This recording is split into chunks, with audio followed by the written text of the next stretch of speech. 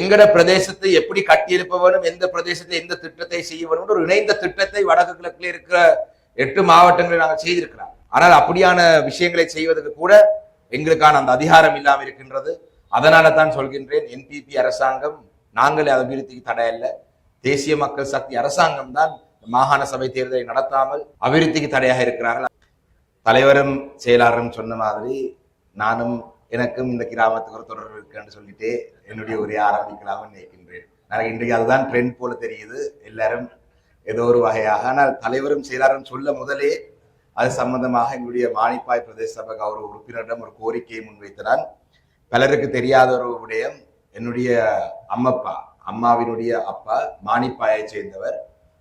அவர் ஒரு மருத்துவர், பாலகிருஷ்ணன் அவருடைய பேர். அவர் இப்போ ஒரு 20 ஆண்டுகளுக்கு முன்பு காலம் சென்றவர். அவருடைய உறவினர்களை, நெருக்கமான உறவினர்கள் ஒரு சிலரை தெரியும், இன்னும் பல உறவினர்கள் நிச்சயமாக இருப்பார்கள்.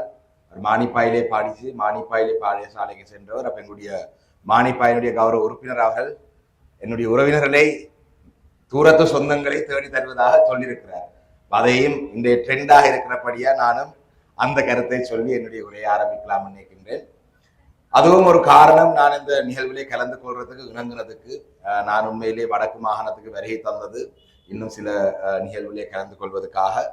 என்னுடைய கௌரவ தவிசாளர் அவருடைய கோரிக்கையை நிராகரிக்க முடியாது. அவர் எங்களுக்கு அன்பானவர், வேண்டப்பட்டவர். அவர் கூப்பிட்டபடியினால் என்னுடைய பொதுச் செயலாளர் அவர்களும் கட்டாயம் நீங்கள் வந்திருக்கிறீர்கள், இந்த நிகழ்வுக்கும் இருந்து போக வேண்டும் என்று சொன்னதுக்கு அமைவாகவும், மானிப்பாயிலே ஒரு தொடர்பு இருக்கிற காரணத்தினாலும் இன்று உங்களுக்கு முன் வருகை தந்திருக்கிறேன். உண்மையிலே இந்த நிகழ்வை பார்க்கும் பொழுது ஒரு மகிழ்ச்சியான ஒரு தருணமாக இருக்கின்றது. மற்றவர்கள் சொன்ன அதே விடயத்தையும் நானும் மீண்டும் மீண்டும் சொல்ல வேண்டிய அவசியம் இல்லை. இருந்தாலும் இவருடைய கௌரவ தவிசாளர் மற்றும் துணை உதவி தவிசாளர் மற்றும் உறுப்பினர்கள் அனைவரும் ஒன்றாக இணைந்து இந்த பிரதேசத்திலே ஒரு குட்டி அரசாங்கம், உண்மையிலே உள்ளூராட்சி மன்றம் என்றது ஒரு அரசாங்கம் தான், ஆனால் ஒரு குட்டி அரசாங்கம் செய்யும் சேவைகளை செய்து கொண்டிருக்கிறார்கள். அது வீதி அபிவிருத்தியாக இருக்கட்டும், மற்ற விடயங்களாக இருக்கும், சகல விடயங்களும். அது பிரதேச சபை என்றால் வெறும் குப்பாள்றதும் பல்ப் போடுறதும் மட்டும்தான் பணியை நினைக்காமல் மருத்துவ சேவைகள் இவ்வாறான பல விடயங்களை செய்து கொண்டிருக்கிறார்கள். அதுக்கான என்னுடைய வாழ்த்துக்களையும் சொல்ல வேண்டும். ஏனென்றால் இன்று பல அரசியல்வாதிகள் இருக்கிறார்கள். நாளைக்கான ஆசியுரையை வழங்கிய ஃபாதர் அவர்கள் சொன்னது போல, குட்டி பூனைக்கு குட்டி கதவும் பெரிய பூனைக்கு பெரிய கதவும் என்று சொல்லி அதை மட்டும் சொல்லி அரசியலில் ஈடுபடுற பலர், கதை சொல்ற பலர் இருக்கிறார்கள். அவர்கள் யாரும் நான் சொல்லவில்லை, ஆனால் பலர் இருக்கிறார்கள், உங்களுக்கு தெரிந்தவர்கள் தான். அந்த கதை சொல்லாமல் இப்படி செயல்பாடின் ஊடாக எங்களுடைய பிரதேசத்தை ஒரு வளமான பிரதேசமாக மாற்றுறதுக்கு இந்த பிரதேச சபையினுடைய தவிசாளரும் உறுப்பினரும் செயல்பட்டு கொண்டிருக்கிறார்கள். அதே மாதிரிதான் எங்களுடைய ஏனைய பிரதேச சபைகளும் தங்களுடைய சேவைகளை இன்னும் அதிகமாக வழங்குவதற்கு இலங்கை தமிழரசு கட்சி நேற்றைய முன்தினமும் உள்ளூராட்சி மன்ற உறுப்பினர்களுக்கான சில செயலமர்களையும் செய்திருக்கிறோம்.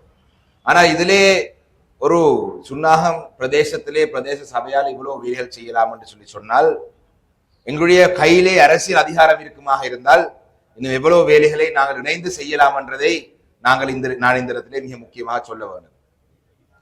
நாங்கள் ஒரு சபை எங்களுடைய கையிலே இருந்து ஒரு சபையினுடைய நிதியை வைத்து ஒரு சபையினுடைய எல்லைக்குள்ளே இத்தனை அளவு விஷயங்கள் சுகாதாரத்துறையிலே செய்கிறார், கட்டிடங்களை கட்டுறார், வீதி அபிவிருத்தியை செய்கிறார், நடமாடும் சேவைகளை செய்கிறார். நாய்க்கும் நான் பார்த்தேன், சில நாய்களை கூட்டுல போட்ட மாதிரி போட்டோ வந்தது. அது மிருகங்களுக்கு தேவையான அந்த சீச பண்ற அது செய்றீங்க, சுகாதாரத்துல எல்லா துறையிலையும் செய்றீங்க. ஒரு அரசாங்கம், அரசாங்கம் இன்றைய அரசாங்கம் தேசிய மக்கள் சக்தி அரசாங்கம் இந்த நாங்கள் அபிவிருத்திக்கு தடையாக இருக்கிறோம் என்று சொல்லி எங்களை சொல்லாமல் அவர்கள் அபிவிருத்திக்கு தடையாக இருக்கிறதை உடனடியாக நிறுத்த வேண்டும். இந்த மாகாண சபை தேர்தலை உடனடியாக நடத்த வேண்டும்.